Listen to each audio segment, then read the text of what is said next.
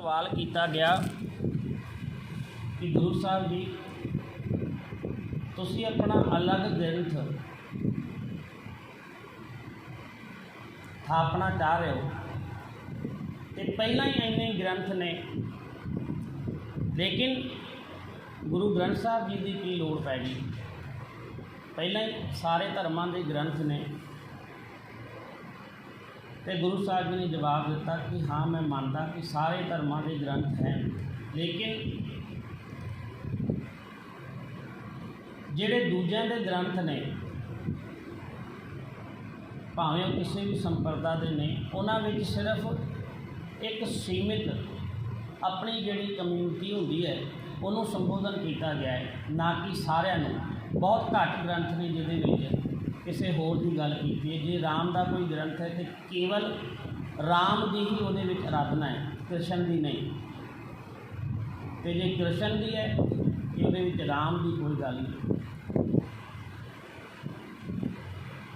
तो गुरु साहब ने जवाब भी बहुत सोहना दिता कि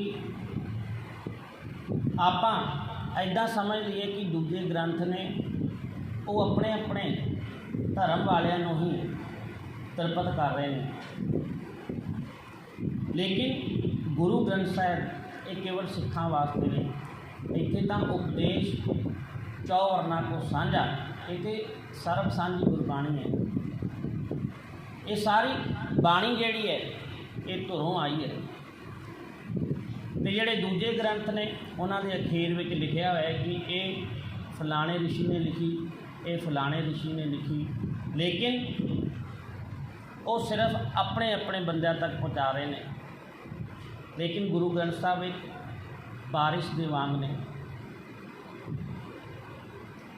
बारिश जदों होंदी है वो फिर किसी भी भेदभाव नहीं करती कि मैं नीवीं थां ते वरसना है। वो पहाड़ों के विच भी वरसदी है, पहाड़ों को भी तृप्त करती है। पहाड़ों के विच जिहड़ी गुफावां ने, कंदरां ने, उन्हां दे विच भी वो तृप्ति पहुँचा दिंदा है पानी। बस इन्ना फर्क है। जिहड़े दूजे ने जिद्दां अपने अपने खेतों में पानी लाते हैं, दूजिਆਂ के खेतों में कोई पानी नहीं लाता, भावें फसल खराब हो रही हो अखां के सामने। बस यही फर्क है गुरु साहब जी ने कहा। तो सब तो वड्डा दूजा फर्क है कि जिहड़े दूजिਆਂ के धर्म ग्रंथ ने वो उन्हां दे मुरशदां तो गुरुआं तो जाण तो बाद लिखे गए, काफ़ी समय बाद। लेकिन एक धन धन साहिब श्री गुरु ग्रंथ साहब महाराज जी ने, जिन्होंने गुरु साहब जी ने आप अपने हथी दर्ज किया। गुरु नानक साहब जी का भी जिक्र होंदा है, भाई गुरदास जी की वार आसा हथ किताब कश। हुण जिहड़ी किताब सी होर कुछ नहीं सी। जदों बाणी आउंदी सी गुरु नानक साहब जी मरदाने नूं कहिंदे ने बाणी आई है शेर रबाब, तो फिर उसनूं दर्ज करते होंदे सन। बस इन्ना का फर्क है। तो किते भी साडे किसी भी गुरु ने कदे भी अपने आप को संबोधन नहीं किया कि साडा नाम जपो, या केवल सिखां नूं कहा है कि नहीं तुसी ही पढ़ सकते हो, बाकियां दा पढ़ना वर्जित है। नहीं, सारिਆਂ वास्ते सांझी है। जो जो जपै तिसकी गत होवे, कहते जिहड़ा भी जपूगा उसकी गति होनी है, उन्होंने फायदा होना है। इस करके जिस तरह डॉक्टर दवाई देता है कि वो सारिਆਂ वास्ते इक्को ही दवाई, जे किसी को बुखार है तो उन्हें इक्को ही दवाई देनी है। ये नहीं कि मुसलमान वास्ते वखरियां गोलियां ने तो हिंदू वास्ते वखरियां ने। इसी तरह गुरु ग्रंथ साहब महाराज जी सारिਆਂ वास्ते सांझे ने। ताई करके दरबार साहब के 4 बूहे रखे गए सन। गुरु साहब जी ने कहा भी सी कि 2 बूहे बहुत ने, एक तो एंट्री होए तो पिछले दरवाजे तो लोग दर्शन करके बाहर लंघ जाण। कहते नहीं, मैं इस करके नहीं बनाए 4 बूहे, इस करके बनाए ने कि किसी भी धर्म का कोई भी, क्योंकि गुरबाणी में धर्म नूं जात पातां विच नहीं वंडिया गया। जात पातां लोगों ने बनाइया ने, परमात्मा ने तो केवल इंसान पैदा किया है, केवल इंसान, जात पात नहीं बनाइया। इस करके 4 बूहे किते मैं इस करके बनाए ने, कोई भी धर्म का कोई भी कितों भी आ सकता है, कोई मनाही नहीं। इस करके गुरु ग्रंथ साहब महाराज जी वर्गा खजाना सानू मिलिया है, ये कोई मामूली गल नहीं। तो ये नहीं कि दूजे ग्रंथां वांग हुण मैं पिछले दिन ही पढ़िया सी कि लखनऊ असैम्बली दे विच एक नेता सी, उन्हें रामायण नूं फाड़ दिता।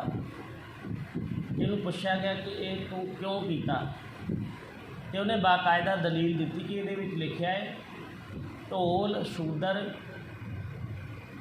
पशु और नारी ये सारे ताड़न हितकारी। ताड़ना कहते हैं इन्हां नूं मार के रखना चाहिए। तो कहते तुसीं इहदे विच नारी की गल की है कि नारी नूं इस्त्री नूं हमेशा दबा के रखना चाहिए। तो कहता इदां दे ग्रंथ जिहड़े कि भेदभाव पैदा कर रहे हैं इस्त्री अते पुरुष नूं, तो कहता मैं मानता नहीं, उन्हें फाड़ दी सी। तो कहता अज के समय नाल ये मेच भी नहीं करती, क्योंकि अज जिहड़ी इस्त्रियां ने वो मोढे नाल मोढा मिला के हरेक काम दे विच अगे ने। तो जो गुरु नानक साहब जी ने बराबरता दर्जा दिता, उन्हें बाकायदा हवाला दिता कि सो क्यों मंदा आखिए जिस जमे राजान। कि गुरु ग्रंथ साहब विच कोई छोटा तो बड़ा ये नहीं कि जनानी वड्डी है, जनानी छोटी तो बंदा वड्डा है, जनानी कुछ नहीं बोल सकती, बंदा जो मर्जी कर सकता है। नहीं, दोवां नूं बराबर का दर्जा दिता गया है। लेकिन ये गल दूजे धर्मां नूं छड्डो, सिख धर्म के भी वेखण नूं नहीं मिलती। इत्थे भी फर्क किया जाता है अज भी, क्योंकि दिमाग दे विच इस तरह भरिया गया शुरू तो। लेकिन गुरु साहब जी ने सानू बराबर का दर्जा। हुण बाहरले देशों में मैं वेख के हैरान सी कि उत्थे सीधा जिहा रूल है, उन्होंने बचपन तो अंग्रेज़ों को ये सिखाया जाता है कि इस्त्री अते पुरुष में कोई फर्क नहीं, दोवें इंसान ने। तो उत्थे बाकायदा ये रूल है कि 12 घंटे बच्चे नूं प्यो ने सामभना है तो 12 घंटे माँ ने सामभना है। एक टाइम खाना प्यो ने बनाना है तो दूजे टाइम माँ ने बनाना है। मतलब सारे रूल बराबर ने। तो उन्होंने तो कदे बाणी पढ़ी भी नहीं होनी, लेकिन फिर भी वो फॉलो कर रहे हैं, क्योंकि ये सीधा जिहा गणित है। इस करके साडे गुरुआं ने सानू इन्ना सोहना खजाना दिता, लेकिन असी सिर्फ दीदार करके चले जाते हैं। दीदार विच अते दर्शन में बहुत फर्क है। दीदार केवल असी गुरु साहब जी के अगे मत्था टेकते हैं, रमाले साहब के थले गुरु साहब जी विराजमान ने, बस ये दीदार करके चले जाने उत्तों इतों।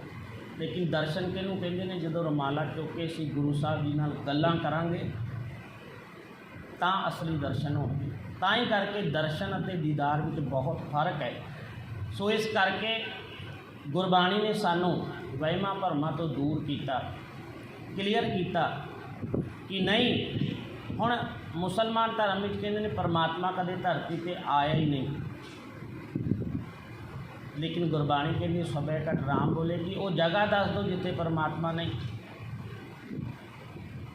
तो इस करके नाले दूजे गुरुआं ने अपने नाल जोड़िया। साडे गुरुआं ने तो साफ कह दिता, गुरु गोबिंद सिंह महाराज जी ने गल ही मुकाती सी कि जो हमको परमेश्वर उचरे ते सब नरक कुंड में पड़े। कि जिहड़ा सानू असी गुरु हाँ, मैसेज परमात्मा का साडे राहीं तुहाडे तक पहुँचा है। बस साडा इन्ना क रोल है, किते भुल के भी सानू परमात्मा बना के ना पूजना, नहीं तो नरकां में जाओगे। इस तो वड्डी दलील दूजी हो नहीं सकती। सो इस करके असी वडभागे हाँ कि धन धन साहिब श्री गुरु ग्रंथ साहब महाराज जी वर्गे सानू गुरु मिले, तो इत्थों असी बहुत कुछ पा सकते हाँ। इत्थे तक कि दूजे धर्मां दे विच भी रिसर्च हो रही है कि गुरु नानक साहब जी नूं दस्सिया किहने, ना दूरबीन सी, ना कंप्यूटर सी, ना सैटेलाइट सी, ना जहाज सन। दस्सिया किहने कि कोई अंत ही नहीं हैगा। पाताला पाताल लख आगासा आगास, कोई अंत ही नहीं हैगा। किन्नियां धरतियां ने ते किन्ने सूरज ने, किन्ने तारे ने, कोई अंत नहीं। लेकिन विज्ञान ने, हुण जिस वैज्ञानिक ने खोज की कि सिर्फ एक ने क्या 7 ग्रह ने, एक ने क्या 9, उन्होंने नोबल पुरस्कार मिलिया। लेकिन बाद दे विच जदों उन्होंने गुरु ग्रंथ साहब महाराज जी का अध्ययन किया तां पता लगा कि वाकई दे विच गल सच है। असीं तां 7 ते 9 ही समझी बैठे सी, लेकिन वो हैरान ने कि गुरु साहब जी कोल किहड़ा जरिया सी कि इन्ना कुछ पता लग गया। तो वो बाकायदा गुरु ग्रंथ साहब महाराज जी की बाणी के उत्ते रिसर्च कर रहे हैं, मनोविज्ञान पढ़ रहे हैं कि किस तरह बंदे का मन ठीक किया जा सकता है। सो इस करके गुरु कृपा करे सानू इसी तरह बाणी के नाल जोड़ी रखे, आप बाणी पढ़िए, आप उसनूं समझण की कोशिश करिए, तां असी ज़्यादा तो ज़्यादा लाहा ले सकते हैं। क्योंकि कथावाचक हरेक कथावाचक अपने अपने हिसाब के नाल जिहड़ा उहदा पॉइंट ऑफ व्यू है उहदे नाल तुहानूं सारा कुछ दसदा है। तां ही करके हरेक कथावाचक की अलग अलग हरेक शब्द एको ही है, लेकिन वो जी धारनावां ने उन्होंने अलग अलग ने। इस करके आप बाणी पढ़िए, भावें रोज़ एक शब्द पढ़िए, एक अंग पढ़िए, जिन्ना समा मिले फिर उसनों विचार लीए कि सानू पता लगेगा कि कितना कुछ कितना वड्डा खजाना साढ़े को रखा होया है। बस सानू वरतन की जाच आ जाए। सो इन्नियां बेनतियां प्रवान 8 वजे तो लैके तकरीबन